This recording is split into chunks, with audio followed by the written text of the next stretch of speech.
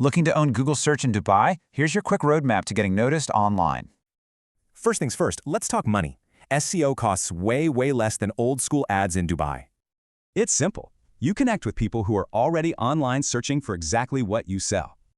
So how do you actually do it? Let's break it down into a super simple 4-step plan. We're talking keywords, competitor analysis, web page design, and a little thing called on-page SEO. Step 1 is all about getting inside their heads. What are your Dubai clients actually Googling? Next, let's spy on the competition. Who's already on top and are they actually beatable? We use a score called domain rating. If you find a competitor with a low score, that's your opening. Okay, step 3 is where you build your online storefront. The goal? Turn clicks into customers. And finally, you optimize your content. This is how you tell Google, hey, I'm the expert here. Just follow this quick checklist. Pop your keywords in the title, headings, and images. Easy.